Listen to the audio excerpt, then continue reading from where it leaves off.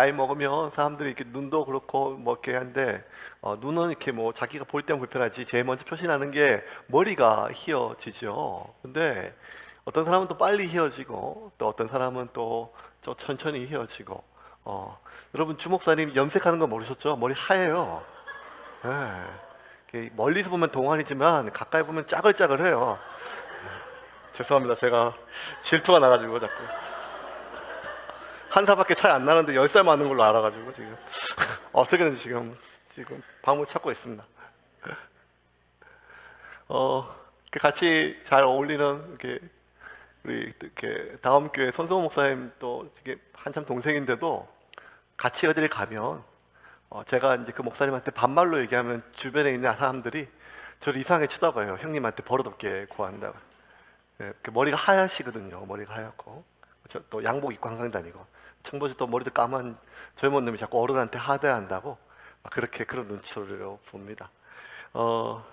염색을 왜 안 하냐 물으니까 또 뭐 눈도 안 좋고 뭐도 안 좋고 이렇게 해서 저는 염색을 안 하는데 한 번 딱 해봤어요. 언제 해봤는가 하면 2006년도에 한 13년 됐죠. 제주도 있을 때 그래 내가 평생 언제 목사가 염색해보겠냐. 1년 동안 제주도 있을 때 사역도 안 하니까 염색해야겠다 그래가지고 작정하고 아주 팍 그냥 노랗게 완전히 죄송합니다. 그렇게 아주 조금 고상한 말로 양아치스럽게 이렇게 한번 해보자 이래가지고 그 제주도의 그 함덕에 있는 그 미용실에 가가지고 이렇게 해주세요 해가지고 그러니까 그 염색을 했어요. 염색을 딱 하고 나왔는데 제가 원하는 색깔이 아니에요. 전 노랗게 되기를 바랐는데 검은색지 노란 거지 이렇게 왜 이렇게 왜 이 색깔이 안 나오냐고 그랬더니 하는 말이 그 아저씨 처음 염색하죠. 이렇게 처음 염색한다. 처음 염색하면 색깔이 안 나온대요. 그러니까 탈색이 돼야 된대요. 탈색이. 까만 머리는 탈색을 먼저 하고 염색을 하면 원하는 색이 나오는데 아무리 좋은 약을 써도 탈색이 제대로 안 되면 원하는 색을 얻을 수가 없다더라고요. 그래서 염색에서 중요한 거는 어떻게 좋은 색을 입히는 것보다 기존의 색깔을 어떻게 잘 빼는가, 탈색이 훨씬 더 중요하다고 얘기를 하더라고요. 하나님께서 당신의 사람을 뽑으세요. 뽑았는데 언제나 당신의 사람을 뽑을 때 선택하실 때는 그 사람이 완제품일 때 뽑지를 않으세요. 미완성일 때, 여러 가지 되어가는 과정일 때. 그래서 누구를 선택하시고 이 사람을 어떤 하나님의 계획 속에 사용하려 뽑으세요. 부르세요. 그걸 소명이라 하고 선택이라 하기도 하죠. 그런데 그러할 때 이제 하나님께서 그 사람에게 하나님이 필요한 사역에 맞는 색을 입히시죠. 그런데 하나님이 그 사람에게 색을 입히시는 대부분의 시간들, 착색하는 시간들의 대부분은 하나님이 원하는 색을 입히기보다는 대부분의 시간을 기존에 그 사람이 가지고 있는 색을 빼는데 하나님이 시간과 세월과 노력을 보내는 것을 우리 성경을 통해서 알 수가 있습니다. 우리가 계속 살펴보고 있는 오늘 본문은 이제 마술사 엘루마를 이제 어떻게 하나님이 징계하신가를 보고 있죠. 오늘 본문의 대략적인 개요는 이런 거예요. 이제 그 로마에서 그 구브로스에 파견했던 총독 루기오가 스기오 바울이라 불리죠. 스기오 바울이 루기오가 원래 하나님을 경외하는 마음이 있었어요. 근데 지금까지는 그 마술사 엘루마, 바예스라고 하는 그 엘루마, 거짓 선지자, 그 엘루마가 하는 말을 통해서 하나님에 대해서 관심이 있었는데 이 바울과 바나바, 특별히 사울이라 불리는 바울이라 불리는 사울, 이 사람들이 이야기하는 말들이 예사롭지가 않아요. 그래서 바나바와 사울 일행을 불러서 하나님의 말씀을 듣고자 하는데 이 마술사 엘루마가 가만히 놔둘 수가 없죠. 왜냐하면 자신의 가짜됨이 들통나니까요. 그래서 온갖 방해를 다 해요. 악행을 하고. 그래서 총독의 마음을 아주 혼란케 합니다. 그때 이를 보다 못한 바울이라 불리는 사울이 이렇게 되죠. 사울이 그 마술사 엘루마를 보고 이 악독한 놈아, 이 마귀의 자식아, 네가 어떻게 하나님의 이름으로 이렇게 방해를 하느냐? 내 당장 하나님의 징계가 네 눈을 멀게 할 거니 너는 이제 이 순간부터 눈이 멀어서 누군가 너를 더듬거리고 인도해 주지 않으면 너 네 앞길 하나. 무슨 네가 선지자냐? 무슨 누가 나라의 장래와 이 민족의 장래를 내다보고 이야기해준 누가 너를 선지자라 했느냐? 너는 지금 내 다음 발자국도 보일 수 없는 그런 이제 맹인이 될 거다. 그렇게 저주했을 때 이 마술사 엘루마가 눈이 멀었고 그리고 더듬거리면서 사람들에게 도와달라고 하는 장면, 이 장면을 보고 그 총독이 하나님을 진실로 믿고 예수님을 인격적으로 예수를 영접하는 그 장면이 이제 오늘 본문의 개략적인 대력이에요. 그런데 오늘 본문을 계속 읽어보면 참 인생은 되풀이 된다라고 하는 생각이 좀 들어요. 처음 나오는 사건이고 누가가 처음 기록한 사건이에요. 그런데도 불구하고 설교를 준비하면서 이 본문을 읽고 있는데 어디서 많이 본 듯한 장면이 마치 데자뷰처럼 지나가는 거예요. 하나님의 이름으로 하나님의 일을 대적하고 있는 마술사 엘루마가 하나님의 징계로 눈을 멀어서 딴 사람들의 인도를 받는 이 장면은 17년 전 사울이 다메섹 도상에서 하나님의 이름으로 하나님의 아들을 죽이고 그 모든 일을 방해하는 일에 앞장섰을 때 하나님이 그 눈을 멀게 하시고 그 앞길 하나 찾지 못해서 사람들에게 인도함을 받았던 이 사울의 17년 전 모습과 너무나 전체적인 형태가 똑같이 보여지는 거예요. 그런 거 보니까 지금 바울은 아무 생각 없이 너무 분노해서 마술사 엘루마를 징계했지만 이 모든 일은 17년 전 자신이 똑같이 저질렀던 일이라는 것을 그는 알고 했는지 모르고 했는지는 모르겠지만 지금 우리가 이 사도행전을 계속 읽어 나가고 있는 우리는 한눈에 알 수 있는 거죠. 이거 너무 비슷한데 참 세월이 참 희한하다. 사람 일이란 게 이렇구나. 인생은 결국 반복되는구나 라고 하는 거죠. 11절 한번 볼까요? 11절입니다. 11절 같이 읽겠습니다. 시작. 보라, 이제 주의 손이 내 위에 있으니 내가 맹인이 되어 얼마 동안 해를 보지 못하리라 하니 즉시 안개와 어둠이 그를 덮어 인도할 사람을 두루 구하는지라. 자, 주의 손이 내 위에 있으니 내가 맹인이 되어 얼마 동안 해를 보지 못하리니 즉시 안개와 어둠이 그를 덮어 인도할 사람을 두루 구하는지라. 이거 너무 비슷한 장면이에요. 그러니까 17년의 세월이 있지만 이 누가의 기록으로 봤을 때 몇 장 앞이죠. 9장 8절 9절씩 한번 볼까요? 9장 8절 9절 다메섹 도상에서 사울이 눈이 멀 때의 장면입니다. 같이 읽겠습니다. 시작. 사울이 땅에서 일어나 눈을 떴으나 아무것도 보지 못하고 사람의 손에 끌려 다메섹으로 들어가서 사흘 동안 보지 못하고 먹지도 마시지도 아니하니라. 자, 너무 비슷한 장면이에요.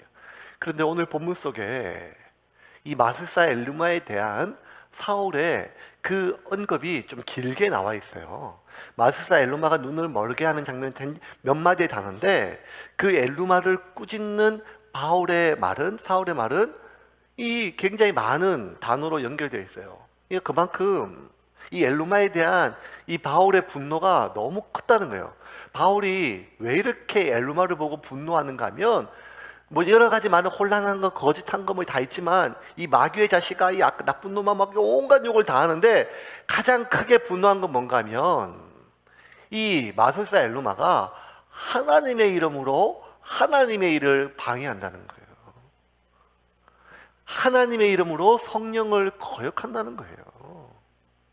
지금 지가 이렇게 방해하는 모든 것은 하나님 때문이 아니라 자기가 불안해서 자기가 지금까지 누리고 있던 것을 못 누릴까봐, 자신의 정체가 들통날까봐, 자신의 속내가 다 알려질까봐, 자신의 가짜됨이 다 알려질까봐 하는 건데 자기 때문에 하는 것이고 자기 계획이고 자기의 모든 작전임에도 불구하고 이 모든 것을 하나님의 이름으로 하니까 이걸로 견딜 수가 없는 거예요. 바울이 견딜 수가 없는 거죠. 이 하나님의 이름으로 하나님의 일을 방해하는 마술사 엘루마에 대한 분노가 이 바울 안에 막 절절 끓었었어요. 그런데 이 엘루마에 대한 바울의 분노, 하나님의 이름으로 하나님의 일을 대적하는 엘루마에 대한 이 사울의 분노가 아무리 커도 17년 전 하나님의 이름으로 하나님의 아들을 죽이고 그 제자들을 죽이고자 하는 사울에 대한 예수님의 제자들의 분노에 비하면 아무것도 아니었다는 거예요. 다메섹 도상에서 예수님이 직접 사울의 눈을 감겨놨어요.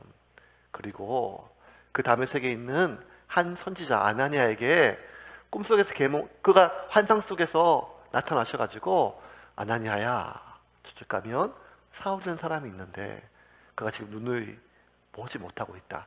네가 가서 안수하여 눈을 띄워주라 했을 때 아나니아가 뭐라고 했는가 하면 그 예수님한테 항변하면서 그럴 수 없습니다 하면서 막 이렇게 얘기해요. 한번 볼까요? 13절 14절 말씀 우리 메시지 성경 버전으로 한번 볼게요. 시작. 아나니아가 항의했다. 주님 진심이 아니시겠지요. 모두가 이 사람과 이 사람이 여태까지 행한 끔찍한 일들과 예루살렘에 있는 주님의 백성에게 저지른 만행에 대해 말하고 있습니다. 이제 그는 우리에게도 똑같이 할 수 있는 권한이 적힌 문서를 대제사장한테서 받아서 여기 나타난 것입니다. 13절 다시 한번 볼까요? 13절. 아나니아가 항의했다. 이런 단어는 하나님께 있을 수가 없어요. 왜냐하면 아나니아는 선지자였고 하나님을 경외하는 자들이고 이스라엘 백성들은 하나님의 이름조차 부르지를 못해요. 항의는커녕 그 하나님의 얼굴에, 하나님의 말씀에, 하나님의 그 모든 명령에 감히 어떻게 할 수가 없어요. 그런데 지금 아나니아가 뭐라고 하면 항의했어요. 좀 더 쉬운 말로 하면 처박았어요. 지금 하나님한테. 아니 지금 그 뒤에 말이 더 웃겨요. 주님 진심이 아니시겠죠? 이 말이 뭐 좀 번역해서 그렇죠. 원문을 좀 자세히 보면 아주 그 당시의 뉘앙스를 다르면 이런 거예요. 하나님 지금 미쳤습니까? 이런 말이에요. 아니 지금 사울의 눈을 뜨게 하라고요? 그 나쁜 놈 눈을 내가 뽑아도 시원찮은데 그 나쁜 놈 때문에 지금 죽임당하고 고문당하고 잡혀간 사람들, 우리 동료들이, 그 가족들이, 유가족들이 지금 얼마나 많은데 그 놈은 눈이 멀 정도가 아니라 그냥 다 죽어야 될 놈인데 이제 하나님이 겨우 징계하셨는데 그런 나쁜 놈을 내가 가서 나보고 눈을 뜨게 해주란 말입니까? 그럴 수 없습니다. 항의하고 제정신이 아니시죠? 정말입니까? 뭐 이런 말까지 계속 하는 것들을 보면 이건 하나님에 대한 분노보다는 하나님에 대한 그 서운함보다는 그 사울에 대한 그 분노가 얼마나 그게 다랬겠어요. 왜? 그가 하나님의 이름으로 하나님의 사람들을 죽이고 있으니까요. 그러니 이 사울이 지금까지 했던 일들은 지울 수가 없는 거죠. 그가 아무리 선행으로 갚는다 할지라도 덮을 수가 없는 일이죠. 10명의 목숨을 살린다 한들 한 명의 죄 없는 사람의 목숨을 앗아간 일이 덮어질 수는 없는 것 아니겠습니까? 근데 사울은 그 정도가 아니었습니다. 이 사울. 그런데 그때 하나님이 아나니아에게 이렇게 얘기하세요. 네가 네 마음 다 아는데 그럼에도 불구하고 내가 사울을 어떤 일에 쏠려고 한다 하면서 9장 15절에 이렇게 말씀하세요. 같이 읽어볼까요? 시작. 주께서 이르시되 가라, 이 사람은 내 이름을 이방인과 임금들과 이스라엘 자손들에게 전하기 위하여 택한 나의 그릇이라. 가라. 다 안다. 다 아는데 지금은 네가 이해할 수 없지만 이 사람은 내 이름을 위해 이방인과 임금들과 이스라엘 자손들에게 전하기 위해 택한 나의 그릇이라는 거예요.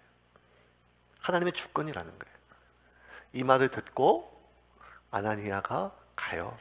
가서 사울에게 안수하고 사울의 눈이 떠집니다. 하나님은 이 사울, 오늘까지는 사울과 바울의 이름이 서로 혼용됩니다. 성경이 그러니까요. 이 사울을요, 이 바울을 이방인들에게 복음을 전하고 그 팔레스타인 지역 2000년 전에 한 민족의 작은 종교로, 그것도 정통 유대교가 아닌 그냥 이단 사교로 끝났다가 잠시 2, 3년 잃었다가 그 세대가 끝나고 나면 소멸되는 그 당시에 수백 개의 종교와 같이 소멸될 수도 있을지도 모르는 그러한 이 기독교가 지난 2000년 동안 전 세계 모든 인류의 구원과 어느 지역, 어느 민족, 어느 나라든지 간에 십자가의 복음이 전파될 수 있었던 가장 큰 발자국, 그 원동력 일으켰던 바울을 하나님이 미리 택하시고 그를 사용하시기 위해서 지금 아나니아를 보낸다는 이 말은 아나니아는 거부할 수 없었습니다. 맞습니다. 이게 하나님의 계획이에요. 세상을 창조하기 전부터 하나님의 계획이었어요. 그렇게 쓰기 위해서. 그러면 하나님이 적극적으로 회심한 사울을 바로 쓰는 것이 맞아요. 왜냐하면 사울 역시 예수 그리스도를 인격적으로 만난 이유, 그가 바로 한 일이 무엇인가 하면 눈이 떠지자마자 그가 한 일은 뭔가 하면 우리가 죽인 예수가 하나님의 아들임을 온 천하에 전했거든요. 이거 쉬운 일이 아니에요. 쉬운 일이 아니에요. 그런데 그만큼 바울은 확신했어요. 아, 그랬구나. 우리가 죽인 그 예수가 하나님의 아들이구나. 그걸 빨리 전해야 됐어요. 이거는 바울도 마찬가지예요. 내가 즉각적으로 지금 빨리 단 한 명이라도 더 일찍 나와 같은 사람이 생기지 않게 하기 위해서 예수가 그리스도임을 전해야겠다. 이게 똑같은 생각이에요. 그런데도 불구하고 하나님은 사울을 즉각적으로 사용하지 않고 우리가 아는 것처럼 아라비아 광야에서 3년 동안 깊이 있게 묵상하게 하시고 그의 고향 다스로 내려가서 13년 동안 잊혀지고 묻혀지고 그렇게 지내게 하시며 또 안디옥에서 1년 동안 목회의 경험을 쌓게 하신 후에 최소 17년의 시간이 지난 뒤에 비로소 그를 하나님의 이방을 위한 일꾼으로 사용하시게 됐다는 것이죠. 이것이 우리가 지난주에 한번 살펴봤던 하나님의 자녀가 이제는 이전의 삶이 아니라 공생의 제자의 삶, 증인의 삶, 그리스도인의 삶을 시작할 때 자신을 낱낱듯이 아는 더 이상 연기할 수 없고 속일 수 없고 체할 수 없는 그런 고향이나 가까운 사람들 앞에서 그리스도인과 증인의 삶을 시작하게 하시는 것처럼 그게 하나님께서 당신의 종들을 사용하시는 방법처럼 하나님이 어떤 특별한 목적을 가지고 선택하시고 부르신 사람을 준비시키는 모든 과정 속에서는 그 사람을 충분히 사용하시기 전까지 준비하는 준비기간이 다 있다는 거예요. 우리가 아는 것처럼 다윗이 그랬습니다.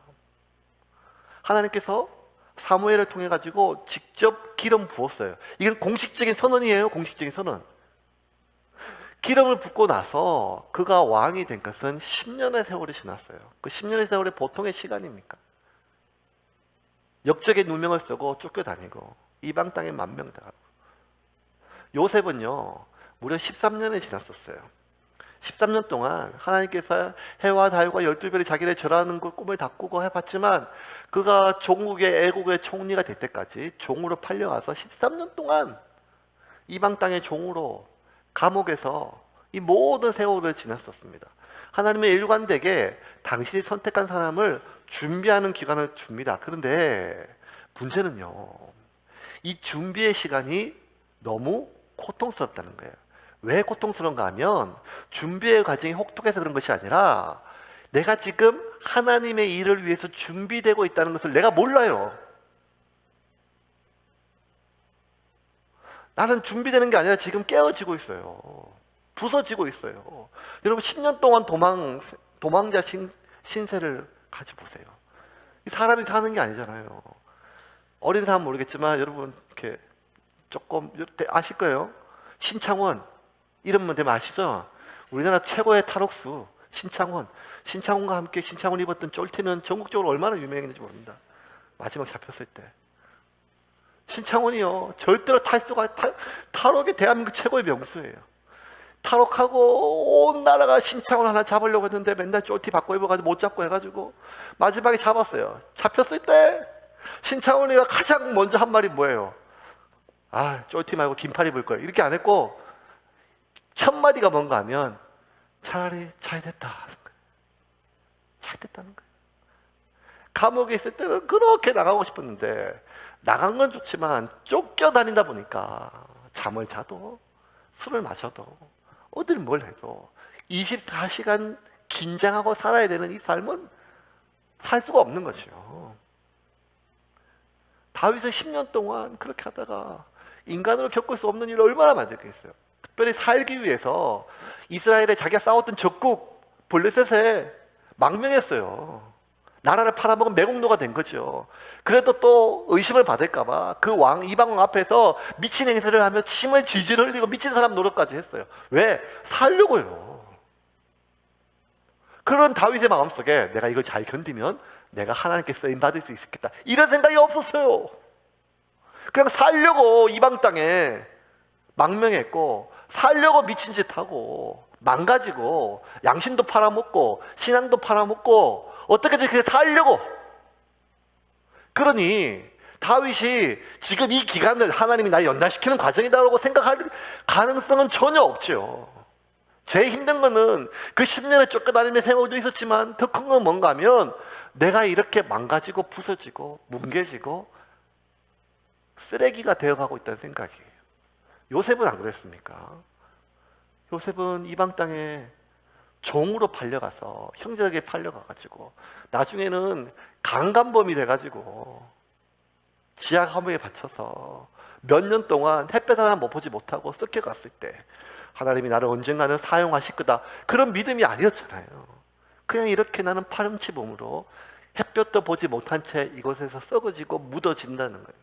무려 몇 년 동안 13년의 시간을 그렇게 보냈다는 것입니다. 여러분, 준비기간이라고 확신이 들면요, 아무리 기간이 오래되고 힘들어도 버텨내요. 우리나라에서 제일 고등학교 때까지 뭐 시험 잘 보고 머리 좋으면 다 의대 가죠. 의대 가려고 해요. 돈을 잘 버니까요. 의대 가서 끝나는 게 아니죠. 본과 2년, 예과 2년, 본과 4년 동안 죽기 살기로 공부하지 못하면 그거 뭐 안 되죠.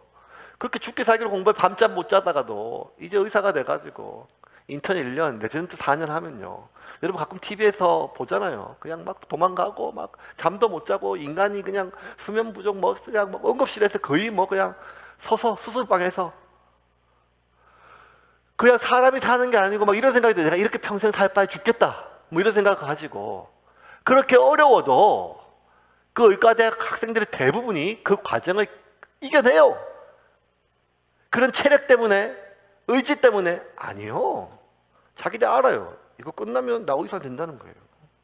나 의사로서 준비된다는 자부심이 있어요. 누가 고생하고 누가 저렇게 잠도 못 자고 그냥 눈 비비 막 주름 눈 비벼가지고 속옷도 못 갈아입고 냄새 나고 슬리퍼 신고 이렇게 다녀도 어휴, 인생 왜 이렇게 사냐, 아무도 그러지 않고 어휴, 고생한다, 조금만 참아라, 네 지금 의사 되는 게 다 그렇다, 이렇게 타인이든 자기든 자기 스스로 내가 내 정체성에 대한 자기 효능감이 있어요. 준비 기간이니까요. 그런데 지금 다윗이나 요셉이나 사울조차도 자기가 지금 준비 기간 안에 있다는 생각을 못해요. 하나님이 나를 선택했다는 거 다 까먹어요. 아니, 그거 진짜가 아니라고 생각해요.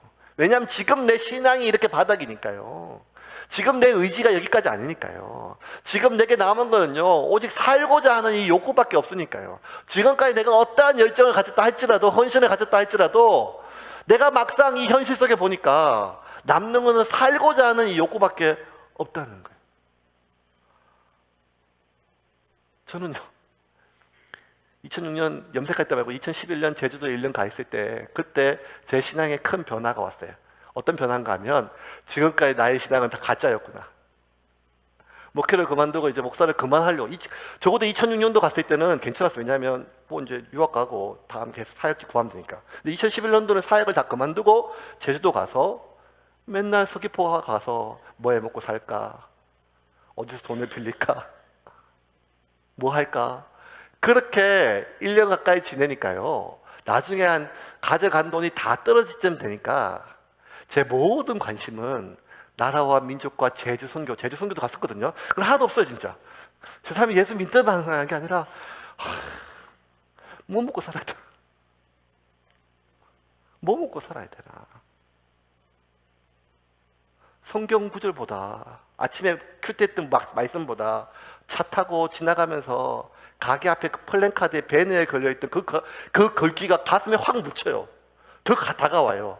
지금도 그 글귀를 잊지 못해요. 그 묵상했던 말이. 그게 뭔가 하면, 로또 외에는 대안이 없다. 눈에 확 들어온다, 눈에. 로또 외에는 대안이 없다. 이제는 로또 외에는 아무것도 하긴 안 돼. 로또 외에는 대안이 없다. 그 어떤 말씀보다 가슴에 화가 왔다. 그러니까 지금까지 이 땅의 청년 부흥, 민족 복음화, 제주 선교, 뭐 그런 게 진짜 내 진짜 마음인 줄 알았어요. 근데 그러면서 저녁에 보니까 내가 뭐지? 이렇게 잊혀지는구나. 이렇게 끝나는구나. 그때 제가 2011년도니까 5년이 지난 어느 날 나는 교회를 개척해서 하나님 지금 이 일을 쓰실 거야. 이런 생각 1도 없었어요.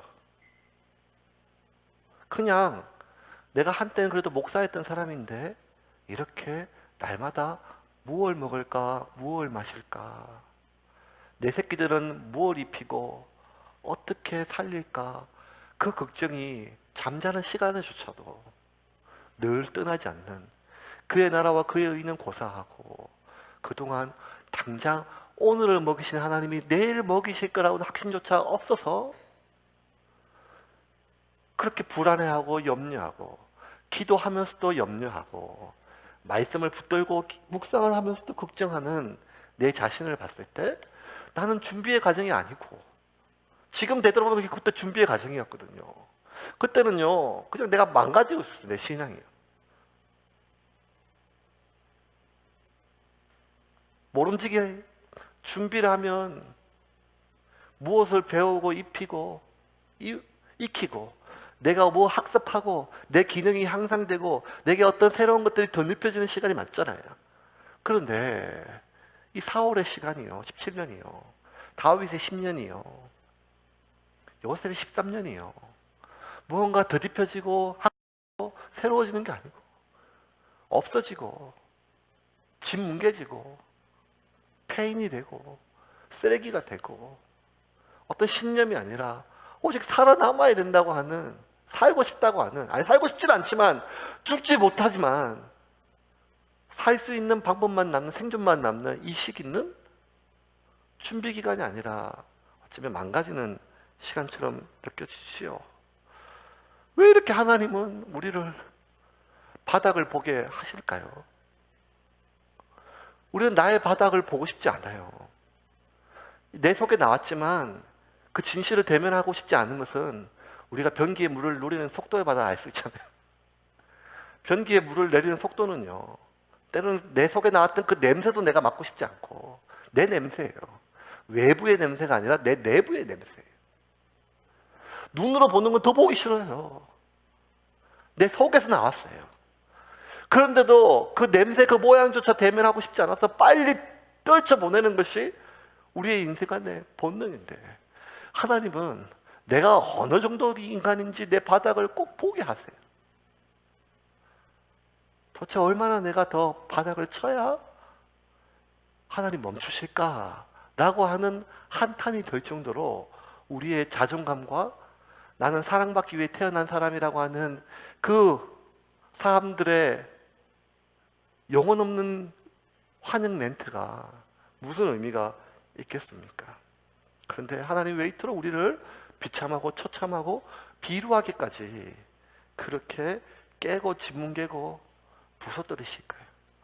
한 가지 이유밖에 없습니다. 그것은 나의 색깔을 빼기 위함입니다. 사도행전의 바톤은 이제 오늘 본문 이후부터 완전히 베드로에서 바울로 넘어가죠. 바울은 한번 잠깐, 베드로는 잠깐 이제 후에 바울을 언급하기 위해서 언급되고 그 뒤로 역사에 다 사라져요. 사도행전의 중심이었고 사도 중에 사도였고 교회의 머리였던 베드로는 그렇게 사라져요. 그 베드로가 사실은 바울보다는 누가는 이 이방인 선교의 첫 시작을 베드로가 고넬료에게 세례했던 장면부터 시작을 해요. 그런데 베드로가 고넬료의 집에 세례하기 전에 하나님이 베드로를 무두장이 시몬, 가죽 제품 만드는 무두장이 시몬의 집에 머물게 해요. 이 유대인들은 짐승의 피를 부정하기 때문에 그 집에 자지 않잖아요. 근데 하나님께서 오랫동안 머물게 하셨어요.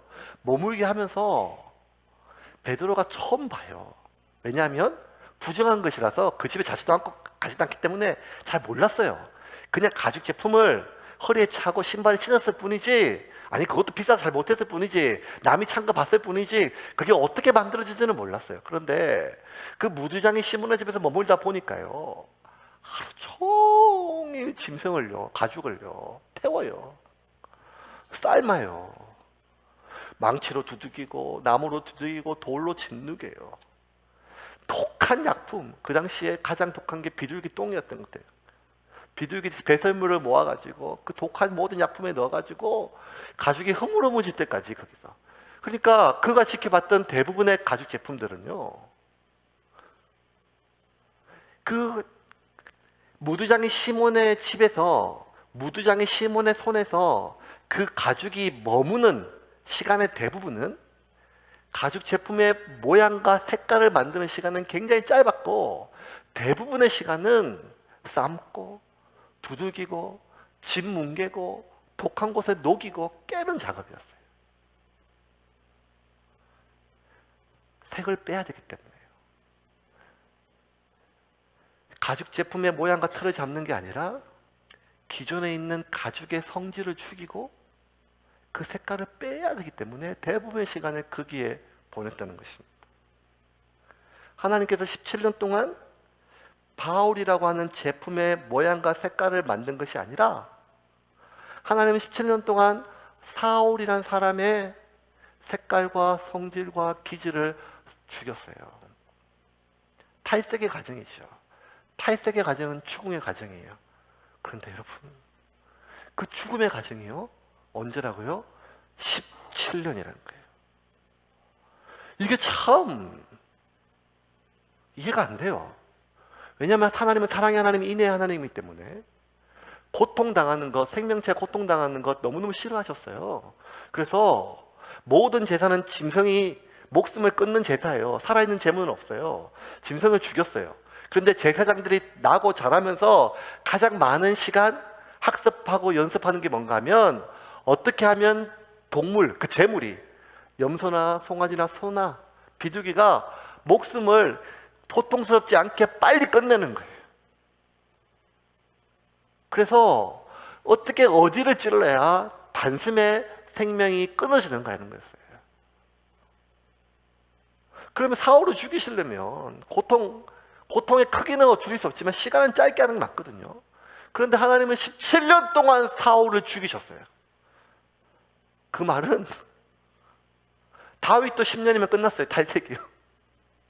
요셉도 13년이면 끝났어요. 사울 이거는 가죽이 얼마나 질긴지 17년 동안 삶아야, 짓니게야, 두들겨야 얼마나 자기 의와 자기 신념이 강한지 17년 동안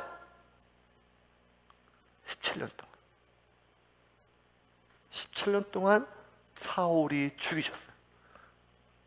그리고 사울은 17년 동안 죽음의 고통 속에서 이겼어요. 그 모든 과정은 사울에게 입히려고 하는 하나님의 바울의 색깔에 색이 오염되지 않게 하기 위하여 마지막 남은 것까지. 그래서 여러분, 우리 이제 바울 서신을 읽어보면 이제 이해가 돼요. 왜 바울이 그토록 나는 죄인 중에 괴수고, 나는 모든 사람들 중에 역적이고, 난 제 7자만 해도 나는 칠삭동의만도 못하고, 나는 지금도 하나님의 구원을 믿지만 나는 아직도 내가 구원받는지 모르고, 내가 얼마나 약한지에 대해서 이 바울이 자기가 세웠고 자기가 도와줬던 수많은 교회들에 보낸 편지 속에 묻어있는 그 모든 어구들은 자신의 겸손함을 드러내기 위한 연기가 아니라 뼛속에서 우러나는 진심이에요. 내가 어디까지인지를. 왜냐하면 17년 동안 자신의 바닥을 매일 확인했기 때문에요. 그래서 하나님은 바울이라고 하는 색을 입히기 위하여 조금도 색깔이 오염되게 하지 않기 위해서 사울의 색을 죽이는데 17년의 시간을 보냈다는 것입니다. 말씀 좀 정리하겠습니다. 이어령 박사는 저는 마지막 죽음의 과정을 겪고 계시거든요. 암이 있으니까. 근데 참, 이제 곧 죽는다고 인터뷰 하시는데 지금 계속 살아 계세요. 잘못했다는 게 아니라, 이게 이제 암이 빨리 진행이 안 되고, 하나도 약을 안 쓰니까. 그러니까 암도 천천히 진행이 돼. 제가 얼마 전에 그 부산에 김영석 교수님 오셨거든요. 앞으로 오실 거예요. 오셔가지고 이제 집회하시는데 100세가 넘었거든요. 제가 2년 전에 100세가 되어 보니 100년을 살아보니 그 책을 봤거든요. 그래서 제가 너무 감사했어요. 와, 이분이 살아있을 때 내가 이 책을 본다는 게. 근데 아직도 2년이라도 사실 줄은 몰랐는데 사시는 정도가 아직도 지금 막 간증하러 다니는 게 너무 놀라워요. 어쨌든 이어령 박사님 그렇게 지금 그 동영상 계속 보면 지금도 참 이분이 하는 말이 자기가 이제 진짜 신앙이 시작되는 것 같아요. 진짜 신앙이. 죽음을 앞두고 있으니까. 죽음 앞에서. 그러면서 야, 죽음을 이기신 예수님이 얼마나 위대한지 알겠대요. 예수님의 위대하심은 죽음을 이기고 부활하신 게 아니라 그것도 위대하시지만 더 위대한 거는 하나님이 죽을 수 있었다는 게 얼마나 위대한지. 왜냐하면 죽음을 앞두고 있으니까. 죽음은 순식간에 일어나는 게 아니라 그 죽음의 고통 속에서 예상되는 많은 고통이 있잖아요. 하나님이 죽을 수 있다는 것이 대단하다는 거예요. 그래서 예수님이 위대하다는 거예요. 저는 그 말에 동의합니다.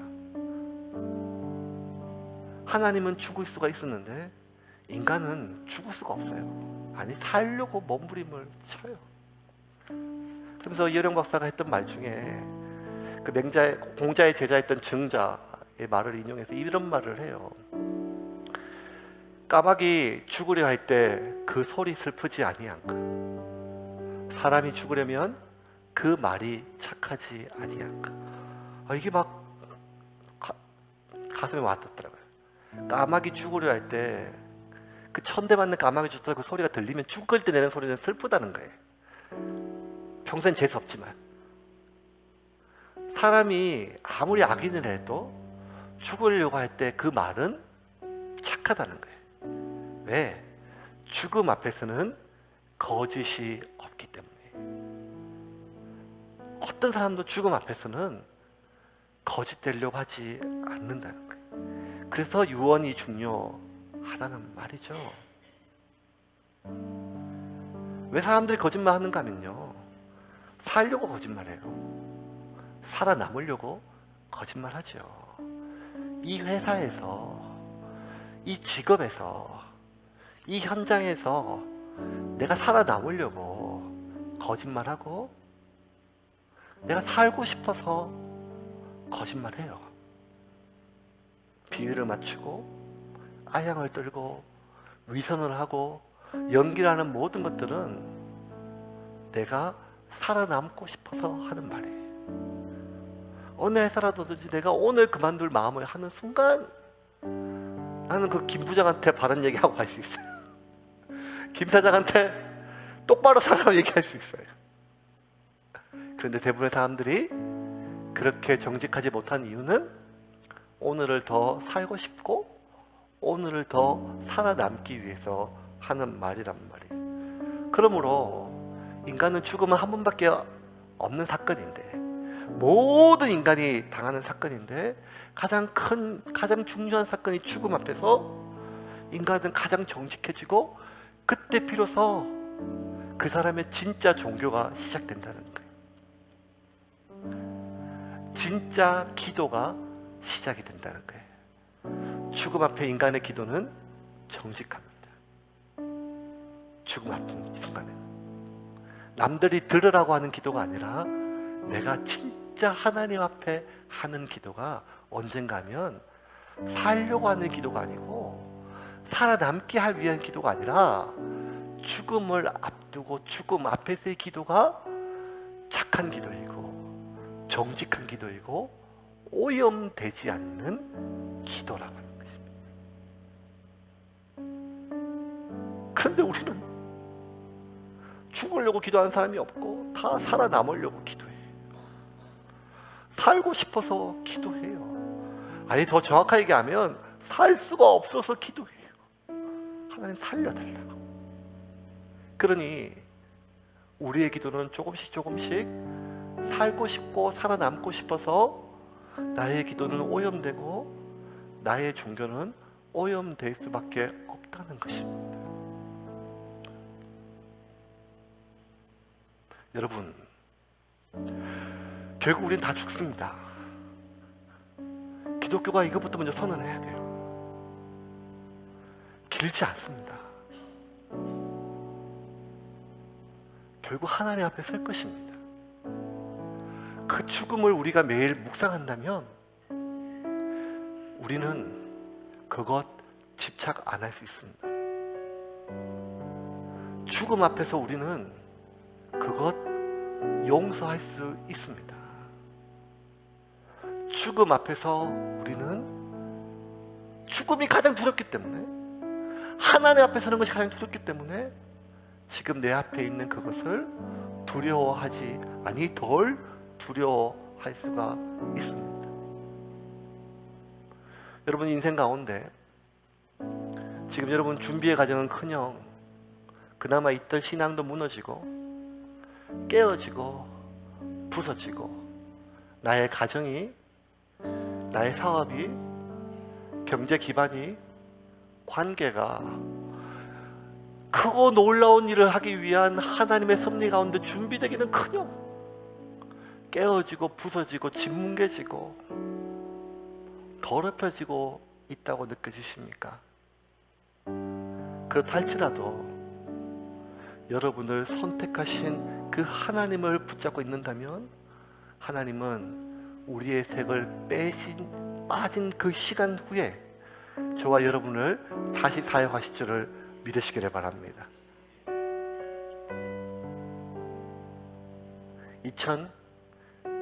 2011년 가을 길거리에서 읽었던 로또 외에는 대안이 없다, 그 말이 6년 뒤에 제가 교회를 개척하고 9년 뒤에 이렇게 아름다운 본당에서 여러분과 함께 설교할 수 있다는 것을 알고만 있었더라도 저는 고상하게 1년 동안 제주도를 보냈을 것입니다. 목사로서, 신앙인으로서. 근데 그게 아니더라고요. 힘을 내시고 여러분 색이 빠지는 이 과정을 잘 견디시고 하나님이 여러분에게 하나님의 색을 입힐 때까지 견디시는 여러분이 되기를 주님의 이름으로 축원합니다. 그렇게 우리 서로를 도와주고 함께 살아가기를 주님의 이름으로 축원합니다.